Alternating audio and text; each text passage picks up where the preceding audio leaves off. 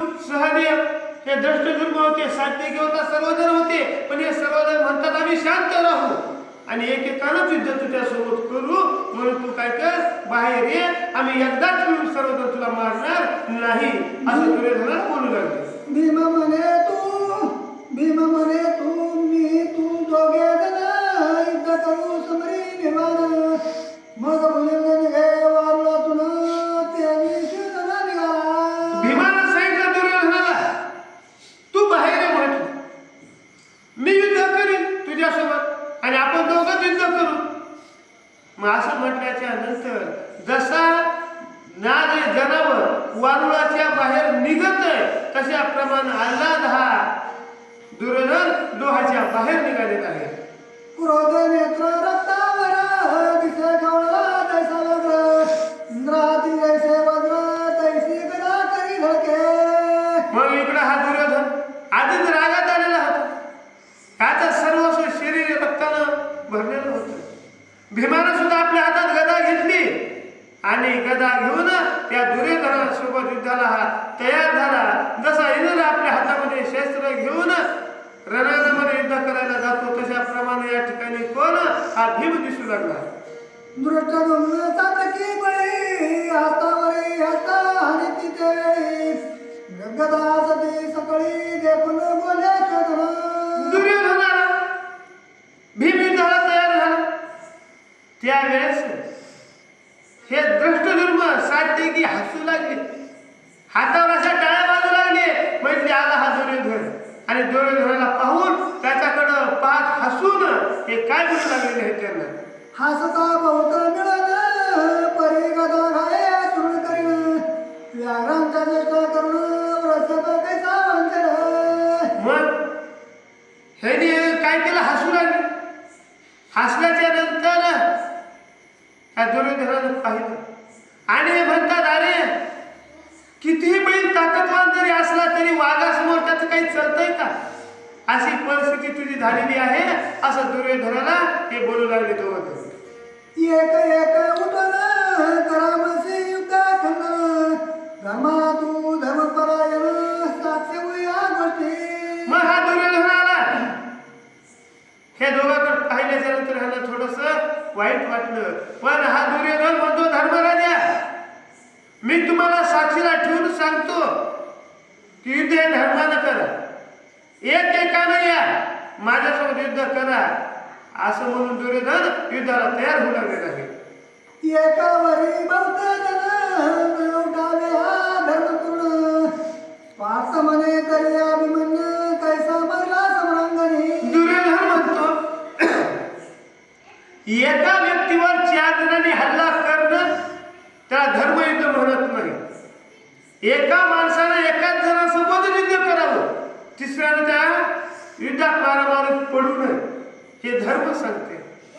हे अर्जुनानं ऐकलं आणि अर्जुन म्हणतो, अरे दुर्योधना, तू म्हणतोस की धर्मयुद्ध असं असतं, तर त्या चक्रव्यूहामध्ये जेव्हा अभिमन्यू अडकून पडला होता तेव्हा तुम्ही 4-5 जणांनी मिळून त्याला मारलं आणि मारून त्याला लाज घातली, तेव्हा हा धर्म कुठे गेला होता. आणि आज युद्ध करत असताना कसा धर्म असतो, धर्माचं या ठिकाणी आम्हाला तू माहिती सांगतो, तर त्यावेळेस ही माहिती तुला कळाली नव्हती का, आजच तुला ही कुठून आठवली असा हा अर्जुन त्या दुर्योधनाला बोलतोय. आता तू सांगती स्वधर्म तेवढे करे केला धर्म. मग बोले राजा धर्म बांधी विरक्ती सारुणी. मग या अर्जुनानं सांगितलं, तुला हा धर्म नाही बोलतो तू तेव्हा काय केलं असा जेव्हा अर्जुन बोलू लागला तेव्हा हा धर्मराज म्हणतो, आधी तू युद्धाला तयार हो आणि युद्ध करत असताना तुला काय करायचं आता कर, आम्ही तुझ्यासोबत युद्ध खेळण्यासाठी तयार आहोत. तू पासंत एक असणारी तुझे राजा घेऊन जारी. ऐकता रागावला कंसारी भीमा करी दत्तकला. मग धर्मराजानं सांगितलं, काय सांगितलं, अजून एक तुला ऑफर देऊ, तुम्ही आम्ही 5 जण आहे, या 5 जणांपैकी तू एकाला जरी मारलं तरी आम्ही 4 जण युद्ध करणार नाही. हे राज्य तुलाच देऊन टाकू. हस्तिनापूर मी तुला आणि जे काय धन संपत्ती आहे ती सुद्धा तुला. आम्ही कशातही वाटा मागणार नाही. पण तुला काय करावं लागेल, आणि त्या 5 जणांपैकी एकाला मारावं लागेल. असे धर्मराज म्हणल्याबरोबर भीम दचकला. भीमाला वाटलं आपले भाऊ असे काय बोलायचे. श्रीरंग म्हणते निर्वचन काय केले, वापुरी जमडविले द्रुत प्रसंगी खेळून या. मग भगवान श्रीकृष्णानं सुद्धा ऐकलं. भगवान श्रीकृष्ण राजा धर्माला म्हणतात, राजा धर्म तुम्ही काय बोलायला, एकाला जरी मारलंस तरी सर्व राजा तुला घेऊन आले आम्ही इथं करणार नाही. हा काही शब्द झाला का? जेव्हा त्या दूताचा जो सोबत्याचा डाव खेळायचा होता तेव्हा तुम्ही असंच बोलला आणि बाकीच्याला फजितीमध्ये आणलं. म्हणून तुम्ही असं बोलून काहीतरी फसू नका आणि असं कोणतं वचन काही देऊ नका असे भगवान परमात्मा श्रीकृष्ण राजा धर्माला सांगलेले आहे.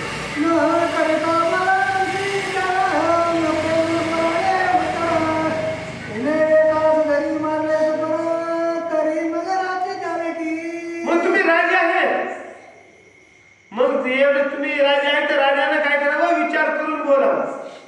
जसं तुम्ही बोलायला तसं त्यानं केलं का? मग आता या दुर्योधनाची किती सैन्य मारलेली आहे. मग दुर्योधनाने म्हणावं हे राज्य सगळं तुम्ही घेऊन टाका आणि माझ्यासोबत तुमचा राज्याभिषेक होईल, असा तो म्हणत नाही. म्हणून तुम्ही याला धर्माची भाषा का सांगतात. म्हणून या कोणा दुर्योधनाला काही जरी म्हणत असला तरी त्याला तुम्ही कोणत्या शब्दामध्ये अडकून टाकू नका असे भगवान परमात्मा श्रीकृष्ण राजा धर्माला समजावून सांगू लागले.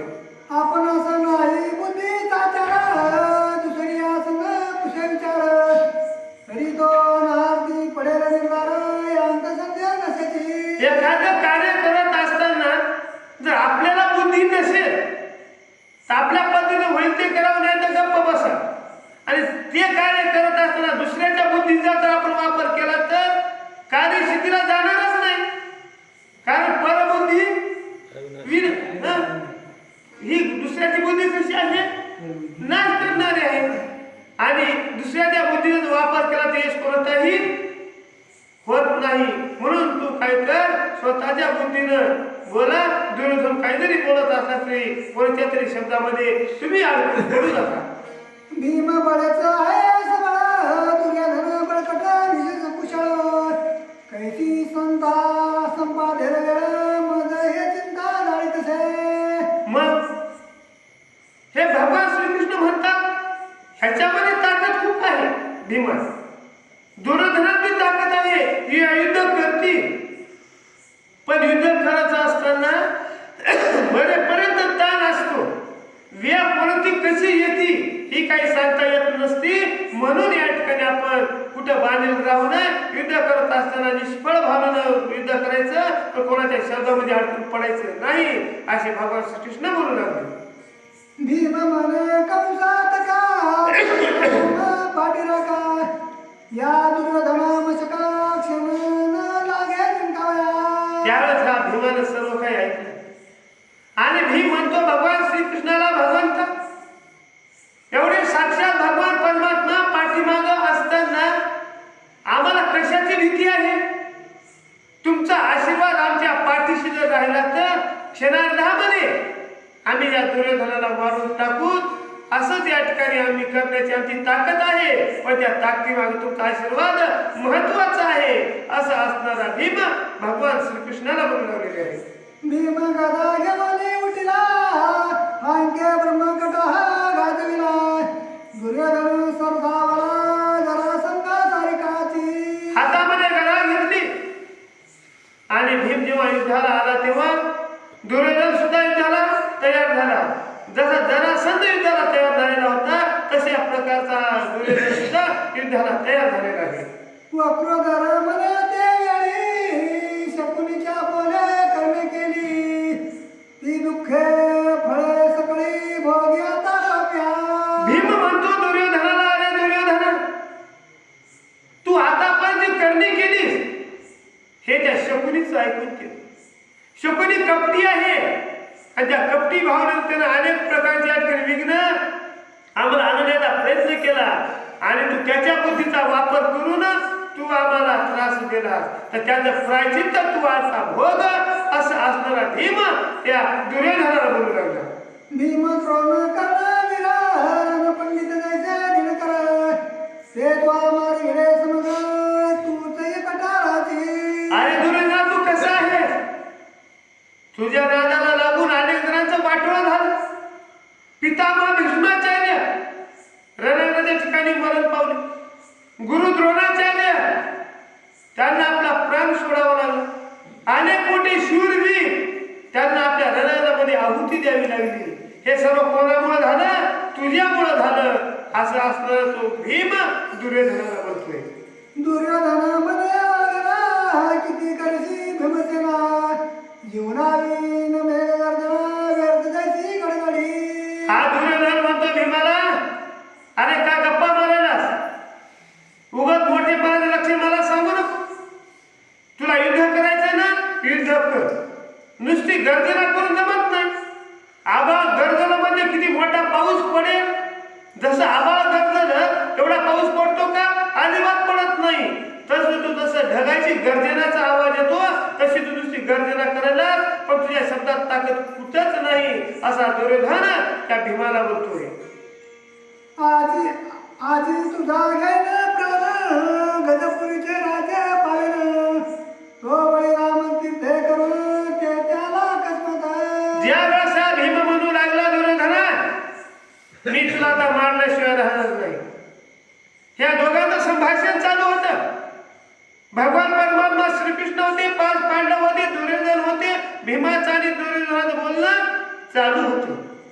तेवढ्या बलराम दादा हे तीर्थयात्रेला जाऊ लागले. आणि त्यावेळेस बलरामाची स्वारी ह्याच्या जिथं बोलत होते त्या ठिकाणी आलेली आहे. सर्वी केले त्याचे नमन 22 दिवसाला परतून वरिंदाचा ठावा दिन निश्चय पूर्ण झाला.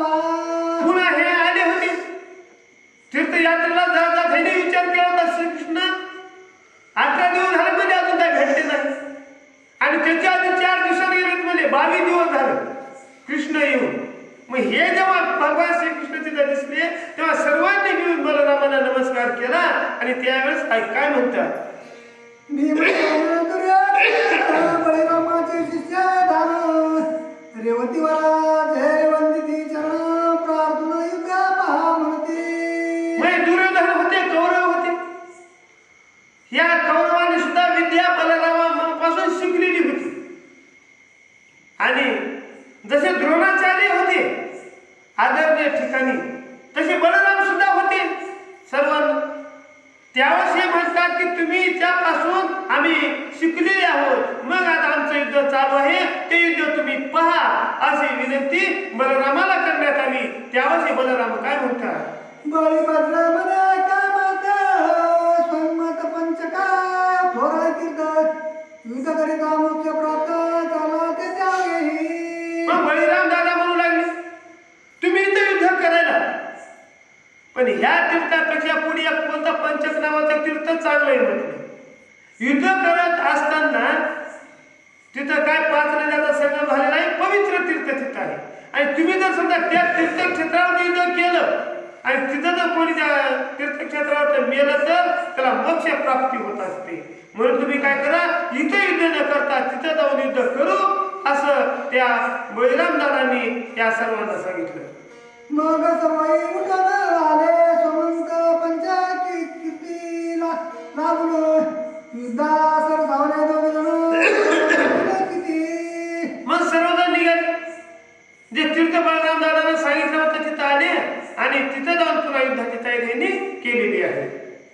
सिंहावरी सिंह जैसा वक्रोदराचा चपेटा जैसा हाका फोडी तेले आकाशा कंप वाटे सुटला पाय. दोघांनी हाका मारणं सुरू केलं, दोघांनाही गर्जना सुरू केल्या.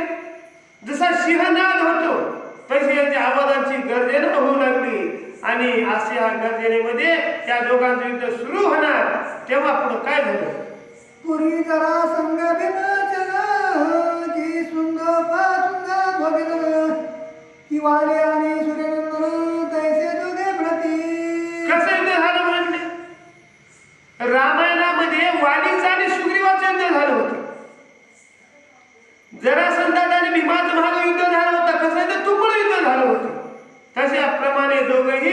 युद्धाला सरसावलेले आहेत. की मेरू म्हणे की मेरू आणि विद्यांचर तैसे दोघे दिसती सबल हाके हंके सरसा ब्रह्मांड गोल डोलू लागला पेदवा. मेरू पर्वत आणि विद्यांजल पर्वत हे दोघही पर्वत जसे दिप्पाड आहेत मोठे आहेत तशाप्रमाणे भीम आणि दुर्योधन हे दोघही सारखेच होते आणि या समसमान ताकद दोघांची होती म्हणून या दोघांचं युद्ध सुरू होणार होतं. धर्म म्हणे सुर दुर्योधना तुम्ही युद्ध पावे सर्व बैसून अवघे अवश्य म्हणून धरणीवरी बैसल. धर्मराजाने सर्वांना सांगितलं आता युद्ध कोणाचं होणार आहे? भीमाचं आणि दुर्योधनाचं. बाकी कोणी युद्धामध्ये पडायचं नाही. सर्वांनी आपापल्या जागेवर लांब बसून घ्या म्हणून अशी आज्ञा जेव्हा धर्मराजाने दिली तेव्हा सर्वजण आपापले खाली बसलेले आहे आणि खाली बसून युद्ध पाहू लागले. भये